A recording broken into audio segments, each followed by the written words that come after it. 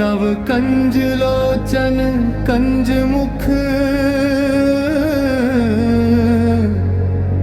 कर कंज पद कंजारुणम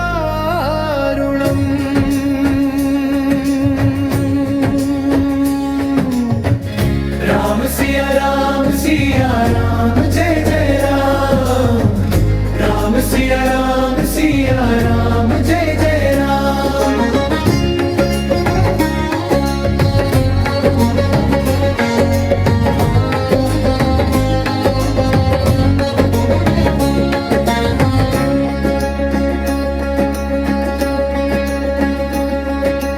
कंदर्प अगणित अमित छवि नवनील नीरद सुंदरम पटपीत मानव तडित रुचि शुचि नामी जनक सुतावरम सबाह्याभ्यन्तरशुचिः पुण्डरीकाक्षाय नमः पुनातु माम् विनायकं गुरुं भानुं ब्रह्मा विष्णु महेश्वरान् सरस्वतीं प्रणम्यादौ सर्वकार्यार्थसिद्धये जलमादाय ॐ विष्णुर्विष्णुर्विष्णुः अत्राद्य महामाङ्गल्ये फलप्रदमासोत्तमे मासे मासानामुत्तमे मासे पौषमासे शुभे कृष्णपक्षे द्वादश्यां तिथौ वारश्रेष्ठ श्रीबृहस्पतिवासरे यथा नक्षत्रे योगे करणे च यथा गोत्रोत्पन्नस्य यजमानो अहं पूर्वकृतप्रधानसङ्कल्पसङ्गता संसिद्ध्यर्थं श्रीमद्वाल्मीकि रामकथायां नवमदिवसे देवतानां यथा मति गति शक्ति श्रद्धा भावपूर्वकं पूजनमहं करिष्ये गन्धाक्षतपुष्पाण्यादाय आपदापमहर्तारं दातारं सर्वसम्पदां लोकाभिरामं श्रीरामं भूयो भूयो नमाम्यहम् उल्लङ्घ्य सिन्धोः सलिलं सलीलं यः शोकवह्नि जनकात्मजायः आदाय तेनैवददाह लङ्कां नमामि तं प्राञ्जलिराञ्जनेयं रामचंद्र परिवाराभ्यां नमः आवाहनार्थे ध्यानार्थे सर्वोपचारार्थे गन्धाक्षतपुष्पं समर्पयामि मालिकां मा सेवन्तिका बकुलचम्पकपाटलाब्जै पुन्नागजातिकरविररसालपुष्पैः बिल्वप्रवालतुलसी दलमालतीभिः त्वां पूजयामि जगदीश्वर मे प्रसीद नमः तुलसी कल्याणी नमः विष्णुप्रिये शुभे नमः मोक्षप्रदे देवी नमः सम्पत्प्रदायिनी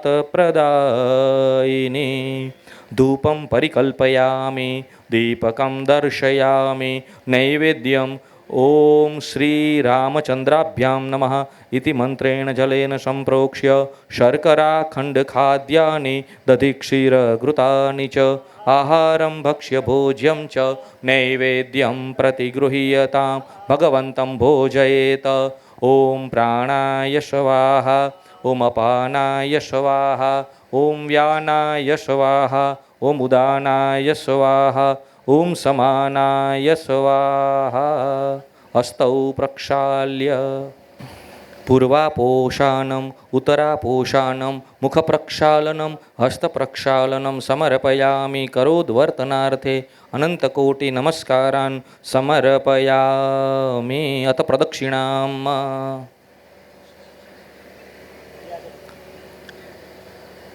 यानि कानि च पापानि जन्मान्तरकृतानि च तानि सर्वाणि नश्यन्तु प्रदक्षिणां पदे पदे इदं फलं मया देव स्थापितं पुरतस्तव तेन मे सफला वाप्तिः जवेज्जन्मनि जन्मन् जलमादाय अनेन कृतेन पूजनेन श्रीरामचन्द्रपरिवारः प्रीयतान्न मम। यदक्षरपदभ्रष्टं मात्राहीनं च यद् भवेत् तत्सर्वं क्षम्यतां देव प्रसीद परमेश्वर। यस्य स्मृत्या च न मुक्त्या तपोयज्ञक्रियादिषु न्यूनं सम्पूर्णतां याति सद्यो वन्दे तमच्युतम्। ॐ विष्णवे नमः। ॐ विष्णवे नमः। ॐ विष्णवे नमः।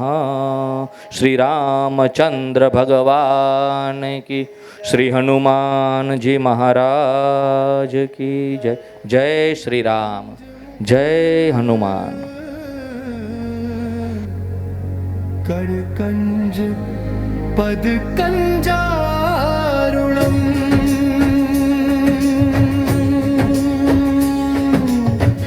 राम सिया राम जय जय राम। राम सिया राम जय जय राम।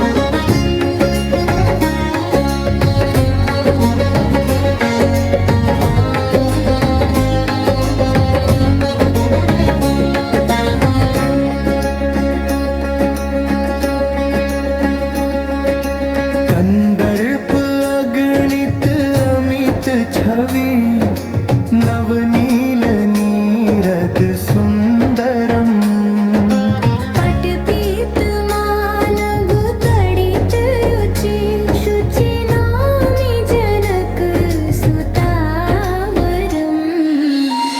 राम सिया राम जय जय राम। राम सिया राम जय जय राम।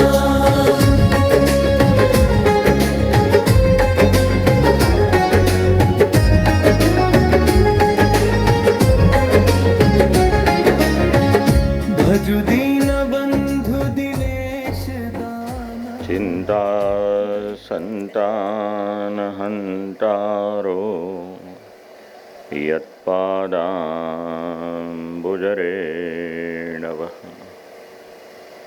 स्वीयानां तान् निजाचार्यान् प्रणमामि मुहुर्मुहुः। यदनुग्रहतो जन्तुः सर्वदुःखातिगो भवेत् तमहं सर्वदा वन्दे श्रीमद्वल्लभनन्दनम्। अज्ञानतिमिरान्धस्य ज्ञानाञ्जनशलाकया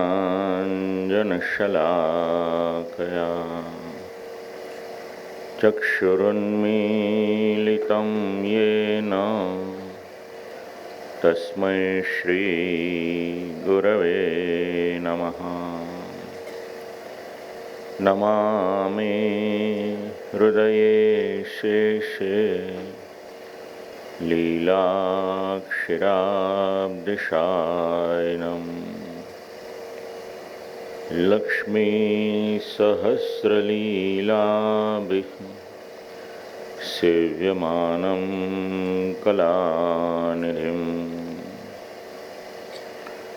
चतुर्भिश्च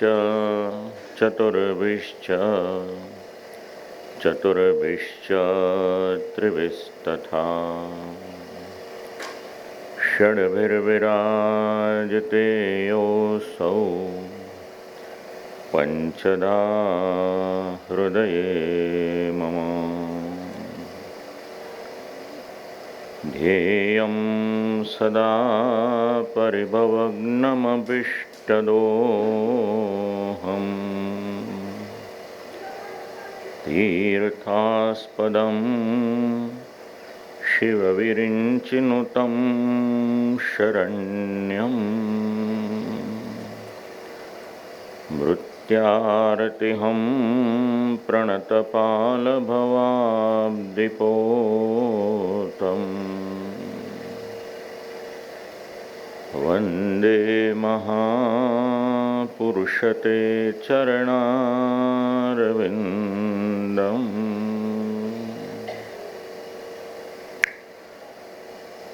શ્રી રામચંદ્ર ભગવાન કી જય શ્રી ગોવર્ધનનાથ કી જય શ્યામ સુંદર શ્યમુને મહારાણી કી જય શ્રી વલ્લભાધીશ કી જય શ્રી ગોસાઈજી પરમદયાલ કી જય શ્રી હનુમાનજી મહારાજ કી જય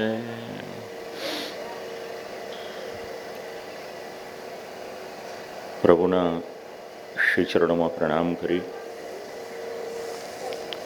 મહેતા પરિવાર દ્વારા આયોજિત વાલ્મીકી રામાયણની કથાનો 9મો દિવસ, કથાનું અંતિમ સત્ર, એનો આરંભ, યુદ્ધકાંડનો આરંભ જે ગઈકાલે કર્યો હતો એના 35મા સર્ગથી આપણે કરીએ છીએ.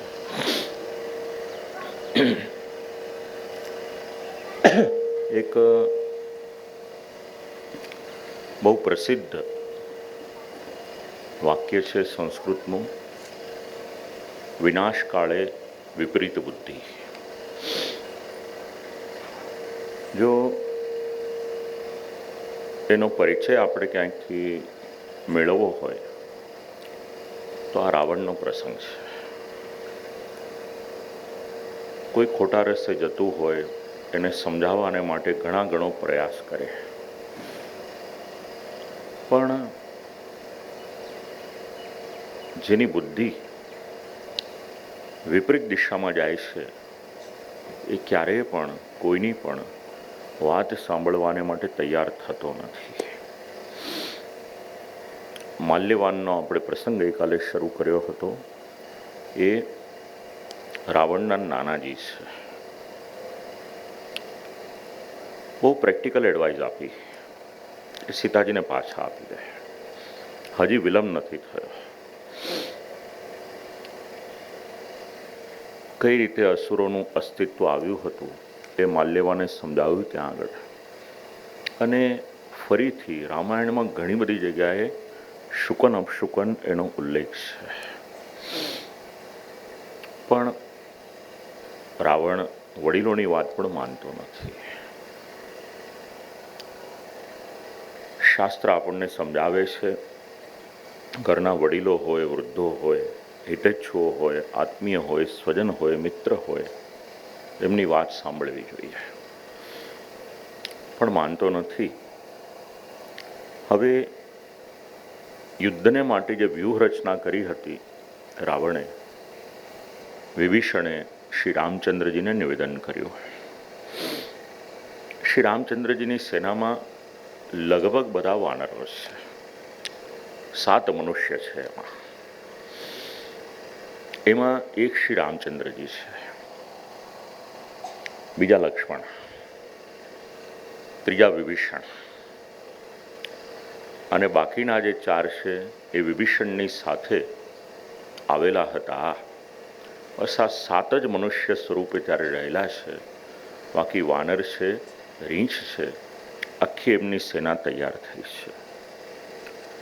સુબેલ નામનો પર્વત છે, એની પર ચઢ્યા છે. રાત્રિનો સમય છે. વિચાર કર્યો કે જેની સાથે યુદ્ધ કરવાનું છે, લાવો જરા એમની નગરીનું નિરીક્ષણ કરી લઈએ. કોઈ પણ કાર્ય આપણે કરવાનું હોય થોડી દૂરંદેશી હોવી કાર્યમાં જરૂરી છે. અને સુગ્રીવ ત્યાં આગળ હોય છે. એણે દ્રષ્ટિ કરી દૂરથી કે રાવણ દેખાઈ રહ્યો છે એના મહેલની અગાસી પર. ખૂબ બળવાન છે સુગ્રીવ. એવી છલાંગ લગાવી કે સીધો રાવણની પાસે આવ્યો, યુદ્ધ કરવા લાગ્યા. બંને બળવાન છે, એકબીજાને પરાસ્ત કરવાનો પ્રયત્ન કરતા હતા. મોકો મળ્યો એટલે પોતાનું બળ દર્શાવીને પાછા આવી જાય છે. રામચંદ્રજી ના પાડે છે. શબ્દે શબ્દે આપણને રામાયણમાંથી પ્રેક્ટિકલ એડવાઇસ મળે છે કે બળ ગમે એટલું હોય પણ જે મુખ્ય સેનાપતિ હોય એણે સમય યોગ્ય ન હોય ત્યારે વધારે પડતું સાહસ ન કરવું જોઈએ. સાહસ કરો પણ સમયની સાનુકૂળતા હોવી પણ જરૂરી છે. હવે રાવણની વ્યૂહરચના તો જોઈ એટલે રામચંદ્રજીએ કહ્યું કે આપણા બધા જ વાનર સૈનિકોને મોકલો. લંકાના 4 દરવાજા છે, બસ એની બહાર જઈને ઊભા રહી જાય. જેવો મોકો મળશે એટલે તરત આપણે અંદર પ્રવેશ કરીશું. છેલ્લે છેલ્લે રામચંદ્રજીના દૂત છે અંગદ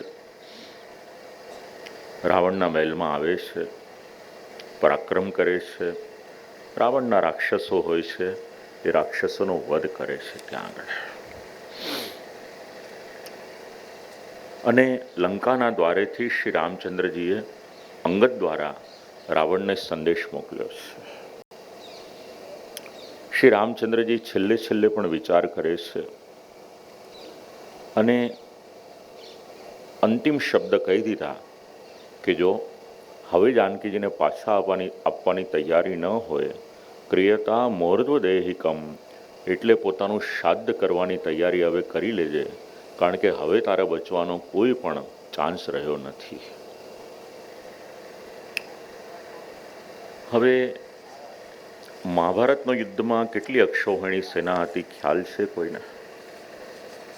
18, બરાબર છે ને? આ વાનર સેના છે ને 100 અક્ષૌહિણી સેનાની છે.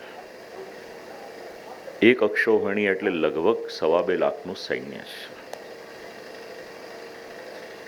એટલે કેટલી વિશાળ સેના લઈ અને શ્રી રામચંદ્રજી પધાર્યા હશે એનો અંદાજ આવી જાય છે.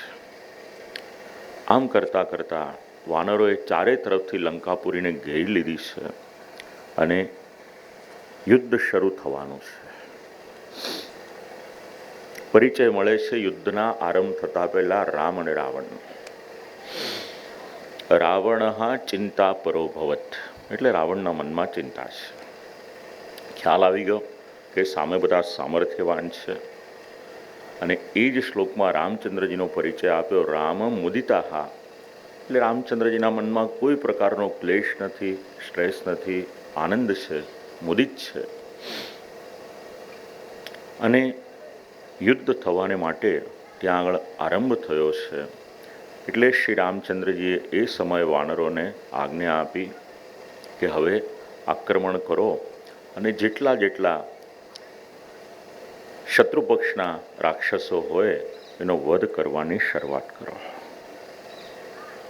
દ્વંદ્વ યુદ્ધ કરે છે. યુદ્ધના ઘણા બધા પ્રકારો છે. અત્યારે યુદ્ધના પ્રકારો સાંપ્રત સમયમાં બદલાઈ ગયા. વાનરો યુદ્ધ કરે છે. યુદ્ધ કરતા કરતા રાક્ષસોનો પરાજય કરે છે. ઘોર યુદ્ધ શરૂ થાય છે. રાત્રિના પણ યુદ્ધ થાય છે. ઇન્દ્રજીત આવે છે અને એવું બાણ ચલાવે છે કે રામ અને લક્ષ્મણ એ બંને અચેત થઈ જાય છે, મૂર્છિત થઈ જાય છે. વાનરો અત્યંત શોક કરે છે. વિભીષણ સમજાવે છે. રાવણની પાસે સમાચાર આવે છે. પોતાના પુત્રને અભિનંદન આપે છે. હવે વાનરો શ્રી રામ લક્ષ્મણજીની રક્ષા કરે છે. રાવણ આજ્ઞા આપે છે. રાક્ષસીઓ સીતાજીને વિમાનમાં બેસાડીને લાવે છે. યુદ્ધ ભૂમિમાં રામ અને લક્ષ્મણ પડ્યા હોય એવા દર્શન કરાવે છે, દ્રશ્ય જુએ છે અને સમજાવે છે કે રામ અને લક્ષ્મણ હવે રહ્યા નથી. અને આગળ જે રાક્ષસીએ સહાય કરી હતી એ સહાય કરે છે. નાગપાશ વડે રામ અને લક્ષ્મણને બાંધવામાં આવ્યા હોય છે. આમ કરતા કરતા ગરુડજી ત્યાં આગળ પધારે છે અને પધારેલા ગરુડજી રામ લક્ષ્મણ એમને મુક્ત કરે છે. પછી ધુમ્રાક્ષ નામનો રાક્ષસ છે, હનુમાનજીની સાથે યુદ્ધ થાય છે, એનો વધ થાય છે. અંગદ એના વડે વજ્રદંષ્ટ્ર એનો વધ થાય છે. બંને મુષ્ટિ યુદ્ધ કરે છે. આજની ભાષામાં જેને બોક્સિંગ કહી શકીએ એનું મૂળ આપણને ભાગવતમાં પણ મળે છે, રામાયણમાં પણ મળે છે. અકંપનનો વધ કરે છે હનુમાનજી. નીલ સામર્થ્યવાન છે, પ્રહસ્તનો વધ કરે છે. રાવણ યુદ્ધ કરવાને માટે આવે છે, પણ રાવણ પણ પરાસ્ત થાય છે. અને ત્યાર પછી એક એક કરી અને યોદ્ધાઓ ત્યાં આગળ યુદ્ધ કરવાને માટે આવે છે. અંગદ નરાંતકનો વધ કરે છે, હનુમાનજી દેવાંતકનો વધ કરે છે, નીલ મહોદરનો વધ કરે છે, ઋષભ મહાપાર્શ્વનો વધ કરે છે. આમ કરતાં કરતાં એક એક કરી અને અશ્રુઓ રાક્ષસો એનો વધ થવાની શરૂઆત થાય છે. ઘણા બધા રાક્ષસો આવે છે. જેટલા જેટલા આવે છે, વાનર સેના ખૂબ જ પરાક્રમી હોય છે, એની સામે કોઈ ઊભું રહી શકતું નથી. હવે વિચાર કર્યો રાવણે કે કોઈ સામર્થ્યવાનને મારે મોકલવું પડશે. તો સામર્થ્યવાન એવું એક પાત્ર હતું, એનું નામ છે કુંભકર્ણ. શેના માટે પ્રસિદ્ધ છે કુંભકર્ણ? સુવાને માટે. બહુ પ્રયાસ કર્યો છે કુંભકર્ણને જગાડવાને માટે. મોટા મોટા વાજિંત્રો વગાડ્યા છે, ઘણો બધો પ્રયાસ કર્યો છે. યુપાક્ષ નામનો સચિવ છે એને મોકલ્યો છે જગાડવાને માટે, અને અથાગ પ્રયત્ન કર્યો છે. વિચાર કર્યો જાગશે ને એટલે એને ઘણો બધો આહાર જોઈશે, એટલે વાજિંત્રો વગાડ્યા, અવાજ કર્યો. ઘણા સમયથી સૂતો હતો, કારણ કે એને જ્યારે વરદાન માંગવાનું આવ્યું ને ત્યારે અમરત્વને બદલે દેવતાએ વિચાર કર્યો કે આની જીભ ઉપર બીજું કંઈક બેસાડી દઈએ, એટલે અમરત્વને બદલે એણે નિંદ્રા માંગી લીધી હતી. બસ એના કારણ કે બહુ સામર્થ્યવાન છે. રાવણના બળનો તો આપણને ખબર છે, કુંભકર્ણના બળનો પરિચય નથી. અથાગ ખાવાનું ખાય છે, કારણ કે રાક્ષસોનો આહાર છે. રક્તનું પાન કરે છે, માંસ ખાય છે, મદિરાનું પાન કરે છે. રાવણની પાસે આવે છે એટલે ઠપકો આપે છે રાવણને પહેલાં તો, કે તને પહેલાં પણ સમજાવ્યો હતો પણ તું મારી વાત માન્યો નહોતો. પણ ગમે તેમ કરીને પાછું રાજનીતિનો ખૂબ સુંદર ઉપદેશ આપ્યા છે બધા. પણ પછી યુદ્ધ કરવાને માટે જાય છે. યુદ્ધ કરતાં કરતાં શ્રી રામચંદ્રજીની પાસે આવે છે યુદ્ધ કરવાને માટે. ભીષણ યુદ્ધ થાય છે. એટલા બધા વાનરોને ખાઈ જાય છે, જેવા મારે એને ખાઈ જાય. રાક્ષસ હતો. બધા રાક્ષસો એને જોઈ અને વધારે શૂરમાં આવી ગયા, અને ભયંકર યુદ્ધ થયું. ત્યાં આગળ ડરી ગયા બધા. વિભીષણે સમજાવ્યું બધાને કે ડરો નહીં, યુદ્ધમાં ગભરાશો તો પરાસ્ત થઈ જશો, અને મારવાનો કઈ રીતે એનો વિચાર કરીએ. એટલે રામચંદ્રજીની સાથે વાતચીત કરી, એને મારવાને માટેનો ઉપાય બતાવ્યો. એટલે શ્રી રામચંદ્રજીએ ત્યાં આગળ રામચંદ્રજીએ ત્યાં આગળ કુંભકર્ણનો વધ કર્યો છે. બહુ વિશાળકાય શરીર છે એનું કુંભકર્ણનું. આપણે તો સાંભળીએ છીએ, પણ રામાયણમાં વાંચીએ ને તો ખબર પડે કે કેટલો પરાક્રમી હોય છે, વીર હોય છે, સામર્થ્યવાન હોય છે. આમ એક એક કરીને વધ થાય છે. અંગદ નરાંતકનો વધ કરે છે, હનુમાનજી દેવાંતકનો વધ કરે છે. આ બધા રાવણના એકદમ નિકટવર્તી છે. આ તો કોઈ સેનાપતિ છે, યા તો એના સંતાનો છે. એક એક કરીને મરવા લાગ્યા છે. ત્યાં નીલ નામનો વાનર છે, મહોદરનો વધ કરે છે. ઋષભ છે, મહાપાર્શ્વનો વધ કરે છે. લક્ષ્મણ અતિકાયનો વધ કરે છે. અંગદ કંપન, પ્રવ્રજંગ ઇત્યાદિનો વધ કરે છે. મહેન્દ્ર યુપાક્ષનો વધ કરે છે. સુગ્રીવ એ સમયે કુંભનો વધ કરે છે. આમ કરતાં કરતાં ઘણા બધા એક એક કરીને યોદ્ધાઓ ત્યાં આગળ મરવા લાગ્યા. વિચાર કર્યો કે આવા સમયમાં યુદ્ધ કરવાને માટે કોને મોકલવા, એટલે હજી એક સામર્થ્યવાન વ્યક્તિ હોય છે, એનું નામ છે ઇન્દ્રજીત. મેઘનાદ, ખ્યાલ છે કોણ છે? રાવણનો પુત્ર છે. અને રાવણનો પુત્ર હતો, પણ એણે તપ બહુ કર્યું હોય છે. અને તપમાં પણ વિશેષ કરી અને માતાજીનું આરાધન કર્યું હોય છે. બહુ ભગત હોય છે મોટો. અને આરાધન કરી અને વરદાન એવા મેળવ્યા હોય છે કે કોઈ એને મારી ન શકે. બ્રહ્માસ્ત્ર જેવું બ્રહ્માસ્ત્ર બ્રહ્માજીએ આપ્યું હોય છે, એને સમય અને સંજોગોને કારણે આવે છે યુદ્ધ કરવાને માટે આ રીતે. અને ત્યાં આગળ યુદ્ધ કરવાને માટે આવે છે એટલે પ્રસિદ્ધ પ્રસંગ છે. બ્રહ્માસ્ત્ર ચલાવે છે, બાણ ચલાવે છે, અને લક્ષ્મણ ત્યાં આગળ મૂર્છિત થઈ જાય છે. બ્રહ્માસ્ત્રનો પ્રભાવ એવો હોય છે. ઇન્દ્રજીતની પાસે બ્રહ્માસ્ત્ર હતું, એના બાણ સહન કરે છે, કારણ કે બ્રહ્માજીનું આવાહન હતું એમાં. હવે લક્ષ્મણ મૂર્છિત થયા, એમને સ્વસ્થ કઈ રીતે કરવા, એટલે સમજાવ્યું કે દિવ્ય ઔષધિ છે કે જે હિમાલય પર રહેલી છે.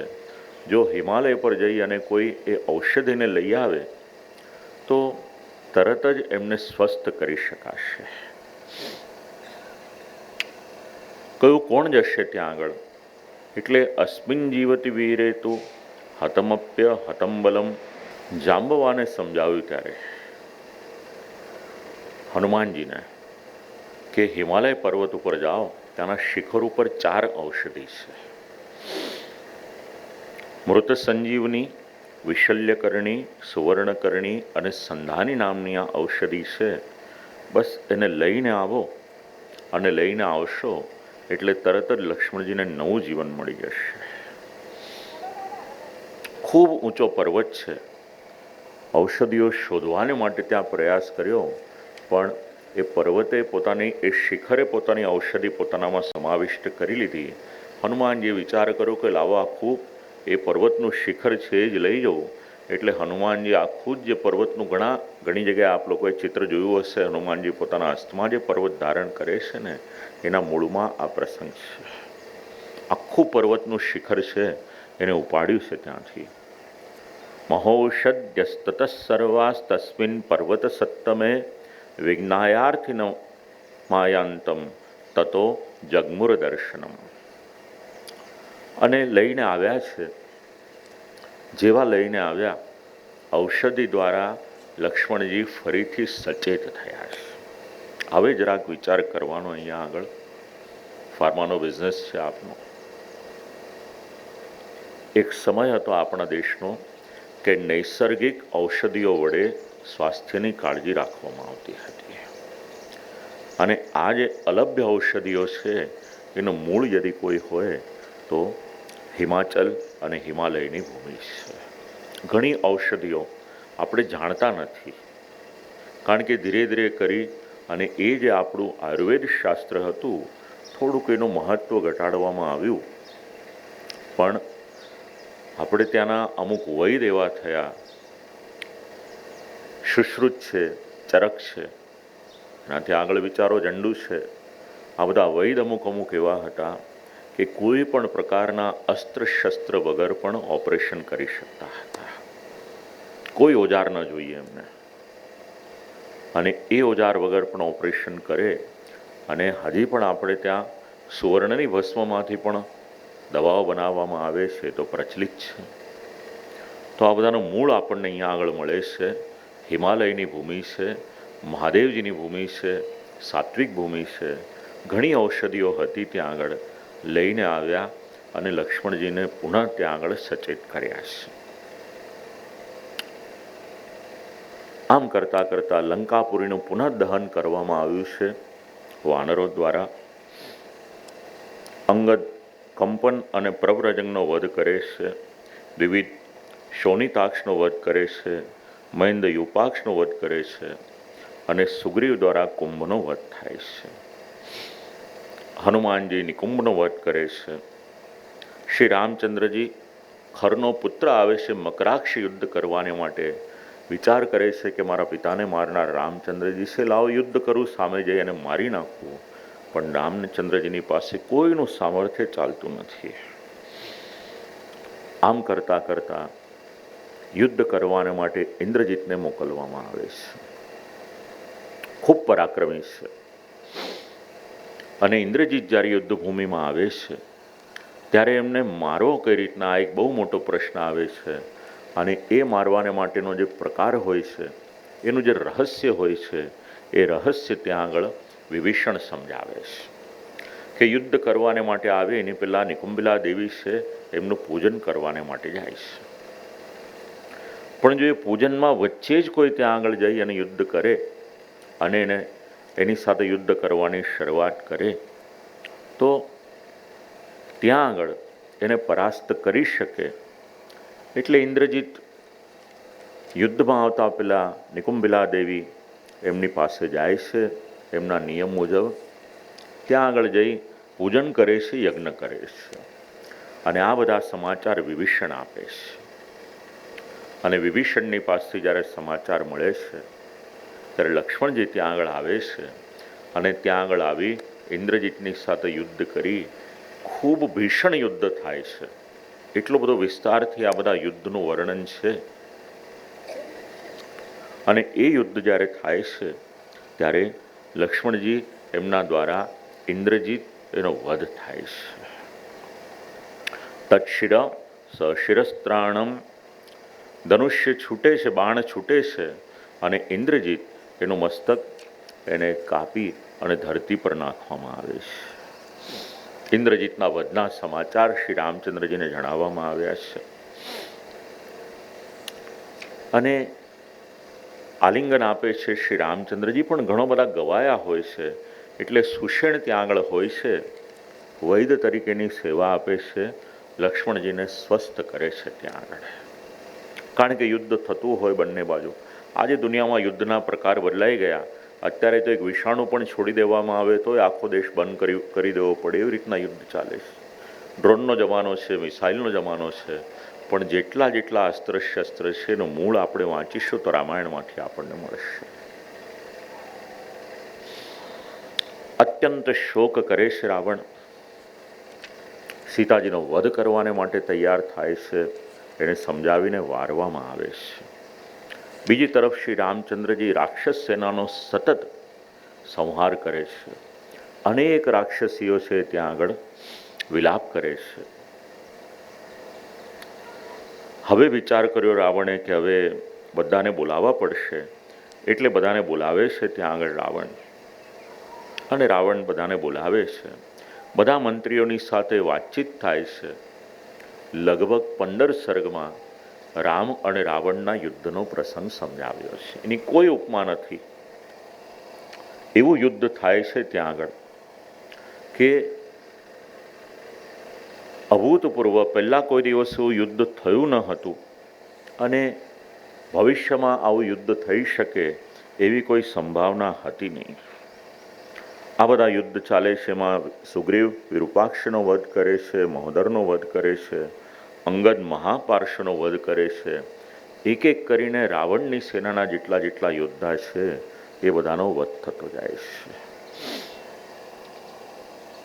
રાવણ યુદ્ધ કરવાને માટે આવે છે. અનેક અપશુકન થાય છે. ઘણું સમજાવવામાં આવે છે રાવણને, પણ રાવણ માનતો નથી અને શ્રી રામચંદ્રજીની સાથે યુદ્ધ કરવાની શરૂઆત કરે છે. રામ રાવણયોર યુદ્ધમ, રામ રાવણયોરિવ. રામ ને રાવણનું યુદ્ધ કેવું? રામ ને રાવણનું યુદ્ધ રામ ને રાવણની જેવું જ છે. કોઈ કરતાં કોઈ એને ઉપમા બીજી આપી શકાય એમ છે નહીં. માટલી નામનો સારથી છે. રામચંદ્રજીને વિનંતી કરે છે કે બાણ તો આપની પાસે ઘણા બધા છે, પણ જે બાણ દ્વારા રાવણનો વધ થઈ શકે એ હું આપને નિવેદન કરું છું. કૃપા કરીને આપ જાણો. એટલે યાદ કરાવ્યું શ્રી રામચંદ્રજીને રાવણના યુદ્ધ કરવાને માટેની વાત છે. આમ કરતાં કરતાં યુદ્ધ થતું હતું. કહ્યું કે આ બાણ ચલાવશો તો રાવણના પ્રાણ અવશ્ય જશે. અને શ્રી રામચંદ્રજીએ એ બાણ ત્યારે ત્યાં ચલાવ્યું છે. તતો વિનયતુ સંવૃષ્ટા વાનરા જીતકાશિના. અને શ્રી રામચંદ્રજીએ જ્યારે ત્યાં આગળ બાણ ચલાવ્યું, રાવણના પ્રાણ ગયા છે. એકવાર જય જયકાર કરીએ પ્રેમથી. શ્રી રામચંદ્ર ભગવાન કી. કયો દિવસ આવે છે વર્ષમાં કે જ્યારે રાવણને બાળવામાં આવે છે? વિજયાદશમી. તો રાવણ એટલે કોઈ બહાર રહેલું જ તત્વ છે કે મનુષ્યની અંદર પણ રહી શકે, એ વિચારવાનું. દરેક કથાઓ આપણને કંઈક ને કંઈક ઉપદેશ આપે છે. 10 માથાવાળો છે રાવણ, 20 હાથ છે.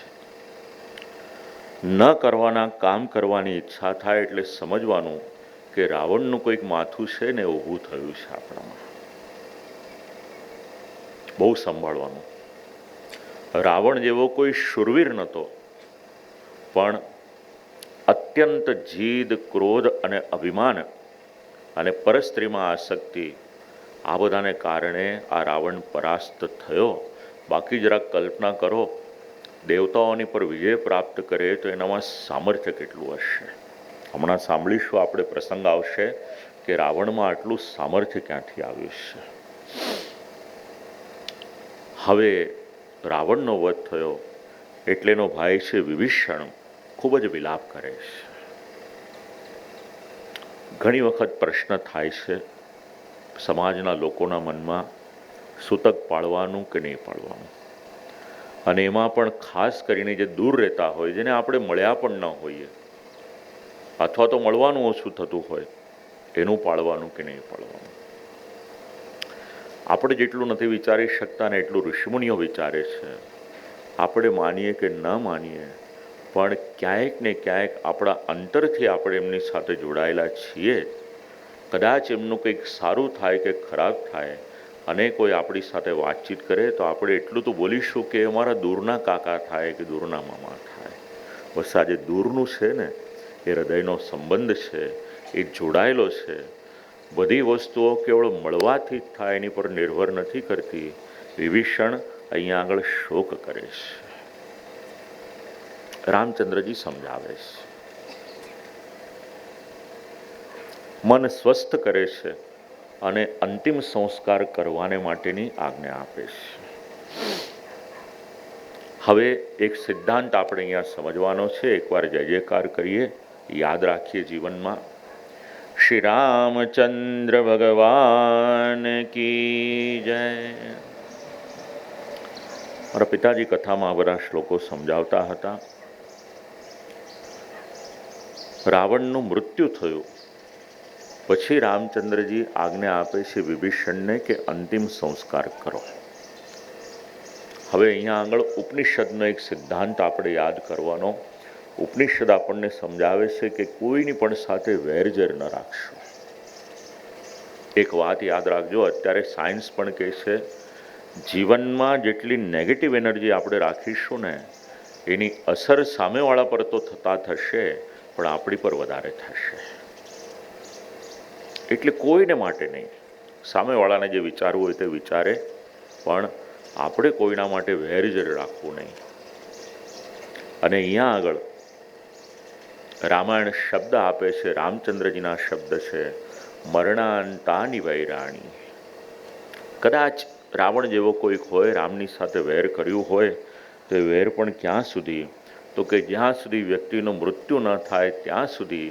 એક વખત મૃત્યુ થઈ ગયું ને પછી આ બધું વેર ઝેર એને મૂકી દેવાનું. ક્યારે આમ તો રાખવા જેવું જ નથી. 2 પાત્ર આપણને મળે છે, એક પાંડવો છે અને બીજા કૌરવો છે. કૌરવોના મનમાં વેરઝેર હતું અને યુધિષ્ઠિર રાજાનું મન ઉદાર હતું. પરિણામ તો આપણી નજરની સામે છે કે સુખી કોણ થયું છે.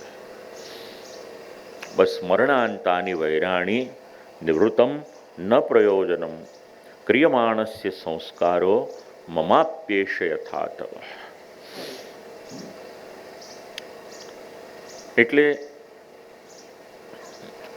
બોલતા બોલતા શ્રી રામચંદ્રજીઓ બોલે છે, વિભીષણ, જેમ અત્યારે તમારા મનમાં રાવણને માટે સ્નેહ છે ને, બસ મારો પણ અત્યારે સ્નેહપાત્ર છે આ રાવણ છે. એટલા જ માટે આપણે લાખો વર્ષ પછી રામચંદ્રજીનું ચરિત્ર સાંભળીએ છીએ. રામચંદ્રજીનો જો ઉપદેશ છે ને એ આચરણ દ્વારા છે, અને આ આચરણ આપણને સમજાવે છે સમાજનું ઘડતર કઈ રીતે થાય છે એ રામાયણ શીખવે છે. રાવણની સ્ત્રીઓ ખૂબ વિલાપ કરે છે ત્યાં આગળ. નૈવાર્થે ન ચકામેણ વિક્રમેણ ન ચાજ્ઞયા. કામના કારણે તમારું મૃત્યુ આવ્યું અને પછી મંદોદરી આવે છે વિલાપ કરવાને માટે, ખૂબ વિલાપ કરે છે. પતિ પત્નીનો સંબંધ હોય, સહજ હોય, પણ શ્રી રામચંદ્રજી સમજાવ્યું હોય છે અને રાવણના અંતિમ સંસ્કાર થાય છે. રામાયણમાં રાજા દશરથના અંતિમ સંસ્કાર છે. રામાયણમાં વાલીના અંતિમ સંસ્કાર, અગ્નિ સંસ્કાર વિશે આપણે જાણ્યું હતું. અહીંયા આગળ રાવણના અગ્નિ સંસ્કાર એના માટેનો ઉલ્લેખ આવે છે. શબ્દ યાદ રાખજો, અગ્નિ સંસ્કાર છે. બને ને તો પોતાના મૃત્યુ પછી જે કરવાનું હોય ને એ આપણે લખી દેવાનું. અત્યારના સમયની જરૂરિયાત છે. વિચાર કરજો આ બાબત ઉપર, કારણ કે પાછળથી છે ને સંતાનો બહુ અટવાય છે. કોઈ બ્રાહ્મણને કન્સલ્ટ કરવાના આના માટે કે મૃત્યુ પછી શું શું કરવું પડે, કારણ કે આપણા જીવનની એક એવી વાસ્તવિકતા છે ને જે આપણે નહીં ઈચ્છીએ તો પણ આવવાની છે. ત્યાં આગળ સંસ્કાર થયા છે.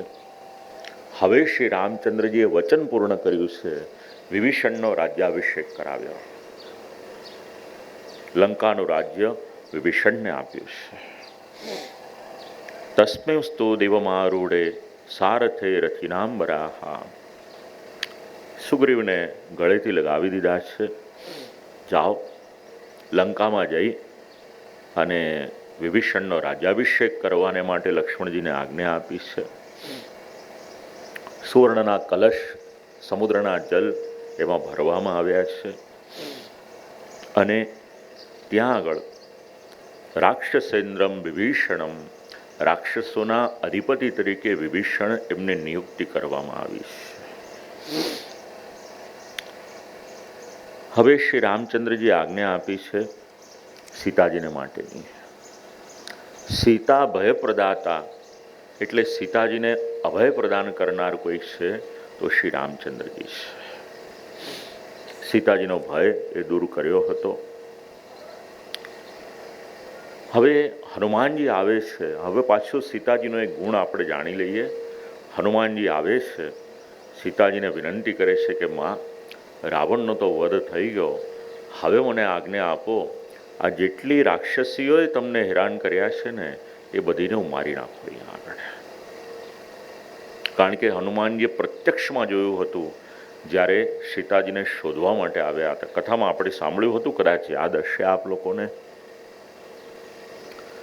અને જ્યારે હનુમાનજીએ આ પ્રમાણે કહ્યું એટલે કૃપણા દીન વત્સલા, અત્યંત દીન એવો જેમનો સ્વભાવ છે, કરુણામય સ્વભાવ છે. સીતાજીએ વિચાર કર્યો અને સીતાજીએ એ સમયે હનુમાનજીને કહ્યું, રાજ સંશયવશ્યાનામ કુર્વતીનામ પરાજ્ઞયા. કોઈ પણ વસ્તુને ઊંડાણપૂર્વક કઈ રીતે વિચારવાની એ સીતાજીના ચરિત્રમાંથી મળે છે. કહ્યું હનુમાનજી, વિચાર કરીને જવાબ આપેલો છે, એમને જવાબ નથી આપ્યો. હનુમાનજી, તમારી ભાવના બરાબર છે, પણ રાક્ષસીઓએ પોતાની મરજી મુજબ આ કાર્ય નહોતું કર્યું. એ તો રાવણનું આધિપત્ય હતું ને, એટલે રાજા જે પ્રમાણે કહે ને એ પ્રમાણે એમણે કરવું પડે. એમાં રાક્ષસીઓનો કોઈ દોષ નથી અને બધાને ક્ષમા કરી દેશ. અને સંતશ્ચારિત્ર ભૂષણા, સત્પુરુષોનું આભૂષણ કયું એટલે કહું સદાચાર. આપણે આગળ કથામાં ચર્ચા કરી છે, એનું અનુસંધાન લઈ લેજો અહીંયા સદાચારની. કહ્યું કે હવે મને રામચંદ્રજીના દર્શન કરવાને માટે લઈ જાઓ. શ્રી રામચંદ્રજી આજ્ઞા આપી. વિભીષણને અલંકાર, આભૂષણ, ઉત્તમ વસ્ત્ર ઇત્યાદિ ધારણ કરાવીને સીતાજીને મારી પાસે લાવો. સીતાજીએ કહું મને તરત લઈ જાઓ. કહું રામચંદ્રજીની આજ્ઞા આ પ્રમાણે છે. એટલે સ્નાન કરાવ્યું, ઉત્તમ પ્રકારના વસ્ત્ર, અલંકાર, આભૂષણ આ બધું ધારણ કરાવ્યું છે અને સીતાજીને ત્યાં આગળ લઈને આવી રહ્યા છે. માર્ગમાં ઘણા બધા વાનરો હતા. વિભીષણે એમને કહ્યું ખસો ખસો, દૂર જાઓ દૂર જાઓ. રામચંદ્રજીએ ના પાડી કે આ બધા મારા અંગત છે, કોઈને પણ દૂર જવાનું કહેશો નહીં. ન ગૃહાણી ન વસ્ત્રાણી ન પ્રાકાર તિરસ્ક્રિયા નૈદૃશા રાજસત્કારા વૃત્તમા વર્ણમ સ્ત્રિયા જનોયમ સ્વજનો મમ. આ બધા મારા આત્મીય સ્વજનો છે. શાસ્ત્રની વાત બરાબર છે કે અમુક વસ્તુઓ છે કે જે ગુપ્ત રહે વધારે સારું છે. ઘર હોય ને બહુ બધાને દેખાડવાની જરૂર નથી. હું રામાયણનો પ્રસંગ યાદ કરાવું તમને. જો જે સાંભળેલું છે એનો જ આ શબ્દની સાથે અનુસંધાન લેજો. વશિષ્ઠ મુનિનેતા વિશ્વામિત્ર પધારે છે અને પેલી કામધેનુ ગાય જુએ છે એટલે એમને લેવાને માટેની ઈચ્છા થાય છે. જો રાજસત્તાને પોતાનો વૈભવ ન દેખાડ્યો હોત તો આ મુશ્કેલી ના થાત. ઘર ઠાકોરજીને માટે છે, આપણા દેવના માટે છે, એ ભાવથી આપણે ઘરમાં રહેવાનું. જો ઘરમાં આપણે બે ભાવ વિચારી શકીએ, ઘર બનાવીએ ને, એક ઘરને આપણે મંદિર જેવું બનાવી શકીએ અને બીજું ઘરને આપણે હોટેલ જેવું બનાવી શકીએ. આપણે કયો ભાવ રાખવાનો છે, આપણે વિચાર કરવાનો છે. તો સ્ત્રી ઘરમાં રહેતી હોય તો ઘરમાં પછી એણે પડદો કરવાની એટલે લાજ કાઢવાની બહુ જરૂરિયાત નથી. રામચંદ્રજી સમજાવે છે. સ્ત્રીને માટેની એક મર્યાદા, ઘણા બધા શ્લોકો છે રામાયણમાં અલગ અલગ જગ્યાએ. કહું કે સ્ત્રી ઘરમાં હોય તો પછી પડદો કરીને ન ફરે, કારણ કે સ્વજન હોય, આત્મીય હોય ત્યાં આગળ. એવી જ રીતે અહીંયા આગળ જાહેરમાં સીતાજીના દર્શન થાય ને તો આ બધા વાનરો છે ને, જનોયમ સ્વજનો મમ. આપણે ત્યાંનો કર્મચારી હોય એને આપણે કેવળ પગાર આપીએ એટલું જ પર્યાપ્ત નથી. એ કર્મચારીની સાથે આત્મીયતાનો સંબંધ કઈ રીતે રાખવાનો એ રામાયણ શીખવે છે આપણને. વ્યક્તિની સાથેનું જોડાણ એ હૃદયનું જોડાણ છે અને એ શ્રી રામચંદ્રજી શીખવે છે. જનોયમ સ્વજનો મમ. આ બધા મારે માટે આવ્યા છે, મારા આત્મીય છે, એટલે સીતાજીના દર્શન કરે તો કોઈ વાંધો નથી. હવે શેને માટે રામચંદ્રજી યુદ્ધ કર્યું હતું રાવણ સાથે? હા, સીતાજીને માટે. ચાલો હવે રામચંદ્રજીનો મત આપણે જરા જાણી લઈએ. સીતાજી જુઓ, લાંબુ વિચારવાનું. હમણાં આપણે સીતાજીના જીવનમાંથી જોયું, આગળના ચરિત્રમાંથી જોયું, હવે રામચંદ્રજીના ચરિત્રમાં આપણા જીવનનું ઘડતર કરે છે. સીતાજી ત્યાં આગળ પધારવાને માટે આવ્યા છે. સીતાજીને પધરાવવાને માટે આવ્યા હતા. વિભીષણ લઈને આવે છે ત્યાં આગળ. અને આટલા સમય પછી રામચંદ્રજીના દર્શન કરે છે એટલે પહેલાં તો સીતાજીની આંખ ભરાઈ આવે છે. આંસુ છે ને બે પ્રકારના છે. એક આનંદના છે અને બીજા દુઃખના છે. બંને આંસુના સ્વભાવમાં તફાવત છે. એવું કહેવાય છે કે દુઃખના આંસુ હોય ને એ ગરમ હોય છે અને હર્ષના આંસુ હોય એ શીતલ હોય છે. તો દુઃખના આંસુનો સમય પૂરો થયો, હવે શીતલ આંસુ વહ્યા છે, આંખ ભરાઈ આવી છે. દર્શન કર્યા છે ત્યાં આગળ. વિરિતશ્ચાતુ ભદ્રમ તે યોયમ રણ પરિશ્રમા.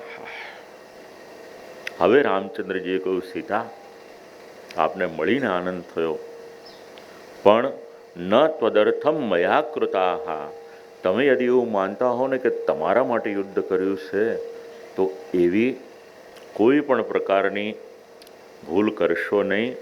ન ત્વદર્થમ મયા કૃતાઃ, આ યુદ્ધ કર્યું છે તમારા માટે નથી કર્યું. આ બધા રહસ્ય છે રામાયણના.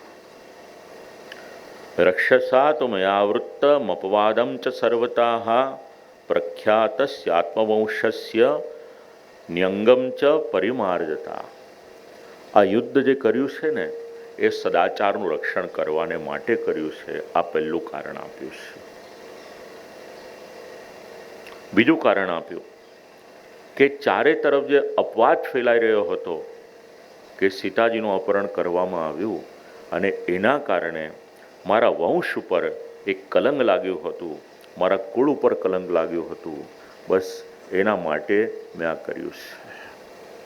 હવે રામચંદ્રજી આગળનું વિચાર કરે છે કે સીતાજીને જો એમનેમ લઈ જઈશ ને તો બધા એમનામાં સંદેહ કરશે. એટલે રામચંદ્રજી વિચારપૂર્વક અહીંયા આગળ બોલે છે, પ્રતિકૂલાસી મે દૃઢા. સીતા, તમારે જ્યાં જવું હોય ને ત્યાં તમે જઈ શકો છો. બોલો હવે કઈ વીતી હશે સીતાજીની પર. સતત આટલો પરિશ્રમ એને વેઠ્યો છે. રાક્ષસીઓ આટલો ત્રાસ આપ્યો, રાવણે આટલો ત્રાસ આપ્યો, મનમાં આટલી વેદના થઈ અને રામચંદ્રજી કહી દે છે યથેષ્ટમ ગમ્યતામિતિ, જ્યાં જવું હોય ને ત્યાં જઈ શકો છો. અને સીતાજી શ્રી રામચંદ્રજીને ઠપકો આપે છે અને કહ્યું પરીક્ષા આપવાને માટે તૈયાર છું. રામ, મારી ઉત્પત્તિ છે ને લૌકિક સ્ત્રીની જેમ નથી થઈ. હા, અપદેશો મેં જનકાન નિષ્પત્તિર વસુધા તલાત. હું તો વસુધા એટલે પૃથ્વીમાંથી ઉત્પન્ન થયેલી છું. અને જો તમારા જ મનમાં સંશય હોય તો મારે કલંકિત થઈ અને જીવવાને માટેની કોઈ ઈચ્છા નથી. અને આમ બોલતા બોલતા ત્યાં આગળ અધોમુખમ સ્થિતમ રામ, રામચંદ્રજીનું મસ્તક નીચે થઈ ગયું છે. કારણ કે દલીલ એવી હતી. અને લક્ષ્મણજીએ ત્યાં આગળ ચિતા તૈયાર કરી છે. એક વાત યાદ રાખજો, જીવનમાં જે સાચા હોય ને એને પરીક્ષા આપવી પડે છે. પરીક્ષા સુવર્ણની થાય છે, દરેક ધાતુની સુવર્ણની જેટલી પરીક્ષા નથી થતી. એટલે પરીક્ષા થાય ને તો સમજવાનું, જેમ સોનાની પરીક્ષા થાય ને કચરો બધો દૂર થાય ને એમ આપણા જીવનનો બધો કચરો ભગવાન દૂર કરી રહ્યા છે. એટલું આપણે ધ્યાનમાં રાખવાનું. અધોમુખમ સ્થિતમ રામ તત્કૃત્વા પ્રદક્ષિણમ, અને પ્રદક્ષિણા કરી છે, પરિક્રમા કરી છે અગ્નિની. દીપ્યમાનમ હુતાશનમ, અગ્નિની પાસે જાય છે. પ્રણમ્ય દેવતેભ્યશ્ચ બ્રાહ્મણેભ્યશ્ચ મૈથિલી, બ્રાહ્મણોને પગે લાગે છે, અગ્નિને પગે લાગે છે. અને અગ્નિ પાસે જઈ અને વિનંતી કરે છે યથા મે હૃદયમ નિત્યમ નાપસર્પતિ રાઘવાદ તથા લોકસ્ય સાક્ષીમ મામ સર્વત પાતુ પાવકાહ. જો મારા હૃદયમાં એક ક્ષણને માટે પણ શ્રી રઘુનાથજીની સિવાય બીજો કોઈ પણ પ્રકારનો વિચાર આવ્યો હોય ને, જો વિચાર ના આવ્યો હોય મારા મનમાં, તો અગ્નિદેવ છે મારું રક્ષણ કરે. મામ સર્વત પાતુ પાવકાહ.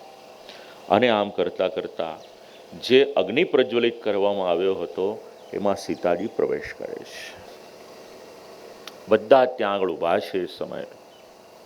અને જેવા ત્યાં આગળ પ્રવેશ કરે છે, હાહાકાર થઈ ગયો. ઘણી સ્ત્રીઓ હોય છે ત્યાં આગળ બૂમો પાડવાની શરૂઆત કરે છે. રાક્ષસો હોય છે, વાનરો હોય છે, બૂમ પાડવાની શરૂઆત કરે છે. અને એ સમયે ત્યાં આગળ રામચંદ્રજીનું મન કેવું થયું, એટલે કહું બાષ્પ વ્યાકુલ લોચના, હૃદયમાં તો અત્યંત વેદના થઈ હતી. પ્રસંગ યાદ કરજો રામાયણના આગળના. સીતાજી એને શોધવાને માટે જ્યારે પધારે છે ત્યારે રામચંદ્રજી કેટલો વિલાપ કરે છે. બસ અહીંયા આગળ મન ભરાઈ આવ્યું છે, અત્યંત દુઃખ થયું છે, આંખમાં આંસુ આવ્યા છે. અને ત્યાં તો દેવતાઓ ત્યાં આગળ આવ્યા છે. ઘણા બધા દેવતાઓના નામ છે. કુબેરજી આવ્યા છે, યમરાજ આવ્યા છે, ઇન્દ્ર, મહાદેવજી, વરુણ દેવતા, બ્રહ્માજી, આ બધા જ આવ્યા છે શ્રી રઘુનાથજીની પાસે. હાથ જોડ્યા છે સૌને. અને એ સમયે કહ્યું, ઉપેક્ષસે કથમ સીતામ, આપ તો જાણકાર છો સીતાજીની ઉપેક્ષા શેને માટે કરો છો? અને શ્રી રામચંદ્રજીએ એ સમયે કહ્યું, આપ સૌ અહીંયા આગળ પધાર્યા છો. રામચંદ્રજીને પોતાનો પરિચય એ સમયે દેવતાઓએ કરાવ્યો છે. અને મૂર્તિમાન અગ્નિ એ સમયે જે ચિતામાં પ્રવેશ કર્યો હોય છે એ સીતાજીને લઈને બહાર આવે છે. અગ્નિ ત્યાં આગળ ઉપસ્થિત થાય છે. જો આપણે ત્યાં સાક્ષી તરીકે અગ્નિનું ખૂબ મહત્વ માનવામાં આવ્યું છે. મેં આપ લોકોને જણાવ્યું હતું આગળ, સુગ્રીવની સાથે મૈત્રી થાય છે ને ત્યારે અગ્નિની સાક્ષીએ મૈત્રી થાય છે. રામચંદ્રજીના લગ્ન થાય છે ને આપણા સૌના જેમના લગ્ન થયા હોય, અગ્નિની સાક્ષીએ આપણે ત્યાં લગ્ન કરવામાં આવે છે. અને આખી આપણી સંસ્કૃતિમાં યજ્ઞ અને અગ્નિ એનું ખૂબ મહત્વ છે. અગ્નિદેવ લઈને બહાર આવે છે. લાલ રંગની સાડી ધારણ કરી છે, અલંકાર ધારણ કર્યા છે. જે માળા ધારણ કરી હતી અગ્નિમાં પ્રવેશ કરવા છતાં પણ બિલકુલ કરમાયેલી હતી નહીં. સાક્ષી લોકસ્ય પાવકાહ. અને એ સમયે અગ્નિદેવે ત્યાં આગળ સાક્ષી આપી, વિશુદ્ધ ભાવામ નિષ્પાપામ, કે સીતાજીમાં કોઈ પણ પ્રકારનો દોષ નથી, વિશુદ્ધ ભાવવાળા સીતાજી છે, કૃપા કરી અને આપ એમનો સ્વીકાર કરો. રામચંદ્રજીએ ત્યારે સાંભળી અને કહ્યું, મારા નગરજનોને શંકા ન થાય ને એટલા માટે અહીંયા જ મેં અગ્નિ દ્વારા આ સીતાજીની પરીક્ષા કરાવી લીધી. અને દેવતાઓ જ્યારે એમને સાક્ષી તરીકે પધાર્યા છે તો આનાથી વધારે બીજી કઈ પરીક્ષા આપવાની હોય. હવે વિચાર કર્યો કે લાવો, ભરતજીને વચન આપ્યું છે, 14 વર્ષ પૂર્ણ થયા છે. વિભીષણે આગ્રહ કર્યો કે રામ, આપ થોડોક સમયને માટે અહીંયા રોકાવો. અને એ સમયે ત્યાં આગળ રાજા દશરથ પધારે છે. મહાદેવજી જણાવે છે કે જુઓ, દશરથ રાજા આવ્યા છે, પ્રણામ કર્યા છે. એમને સંવાદ થયો છે એમને ત્યાં આગળ. રામચંદ્રજીને કહ્યું કે રામ, આજે મને ખબર પડી આ દેવતાઓના દ્વારા આપ સાક્ષાત ભગવાન મારે ત્યાં પધાર્યા છો. આ મારું અહોભાગ્ય છે. 14 વર્ષને માટે આપ વનમાં પધાર્યા, રાવણનો વધ કરવાને માટે આપ પધાર્યા, ઋષિમુનિઓ એમનું કલ્યાણ કરવાને માટે આપ પધાર્યા. પ્રણામ કર્યા છે એમને. સ્તુતિ થઈ છે ત્યાં આગળ. સીતાજીની પર પ્રસન્ન થયા છે, અંતરના આશીર્વાદ આપ્યા છે. કર્તવ્યો ન તો વૈદેહી, સીતા, રામની પર ક્રોધ ન કરશો. આ તો તમારી પવિત્રતાને માટે શ્રી રામચંદ્રજીએ આ પ્રકારે અત્યારે આ પ્રમાણે પરીક્ષા કરાવી છે. ઇન્દ્રલોકમાં પાછા પધાર્યા છે ત્યાંથી રાજા દશરથ. કોઈનું મૃત્યુ થયું હોય અને પાછું ભૂતલ પર આવે, આવું બહુ ઓછું થાય છે. એમાંનો એક આ પ્રસંગ છે. આપણે પિતૃઓનું જે પૂજન કરીએ છીએ ને, આપણું શાસ્ત્ર જે કહે છે ને એ અક્ષરશઃ સાચું છે. એના આ બધા પ્રમાણો છે. અને કથામાં આગળ સમજાવ્યું હતું એ પ્રમાણે પિતૃઓની પ્રત્યે આપણું ઋણ છે. માટે વર્ષના ઓછામાં ઓછા 2 વખત એમને યાદ કરી અને શ્રાદ્ધ કરી શકો, બ્રાહ્મણ ભોજન કરાવી શકો, કે જે પણ કંઈ કરી શકો. આપણે સૌ પિતૃઓના ઋણી છીએ, માટે કરવું જરૂરી છે આપણા માટે. હવે ઇન્દ્રદેવે રામચંદ્રજીને પૂછ્યું, મારા માટે કંઈ સેવા? તો કે એક સેવા કરો, યુદ્ધ કરતાં કરતાં જેટલા વાનરો મર્યા છે ને એ બધાને જીવતા કરી દો. આ રાક્ષસો વાનરોને મારે એટલે સમુદ્રમાં નાખી દેતા હતા, બધાને પાછા જીવતા કર્યા. અને શ્રી રામચંદ્રજીની સન્મુખ બધા વાનરો ઉપસ્થિત થયા છે. યાદ રાખજો, ભગવાનને માટે જે કાર્ય કરે છે ને, ભગવાન એની પૂરતી કાળજી લે છે. એ વાનરોએ નથી કહ્યું અમને જીવતા કરો, કારણ કે શ્રી રામચંદ્રજી વિચારે છે કે મારે હજી આની કરતાં વધારે કોઈ સારું ફળ આ બધાને આપવું છે. નહીંતર તો મૃત્યુ પછી બી સદગતિ જ થવાની હતી, એમાં કોઈ આશ્ચર્ય હતું જ નહીં. પણ સૌને જીવિત કર્યા છે. હવે વિભીષણે આગ્રહ કર્યો કે રામ, થોડોક સમય રોકાઈ જાવ આપ. થોડો મારો સત્કાર આપ ગ્રહણ કરો. સત્ક્રિયામ રામમે તાવત ગૃહાણત્વમ મયોદ્યતામ. અને આપના માટે મારા હૃદયમાં જે ભાવ છે ને એના માટે હું કહું છું. પ્રણયાત બહુમાનાચ સૌહાર્દેન ચ રાઘવ પ્રસાદયામિ પ્રેષ્યોહમ ન ખલ્વા જ્ઞાપયામિ તે. કોઈ આપણને બોલાવે શેને માટે બોલાવે? ચાલો આ 5મું કે 6ઠું આયોજન છે આ મહેતા પરિવાર દ્વારા, શેના માટે આમંત્રણ આપીશ? શેના માટે બોલાવેશ? શું કહો છો?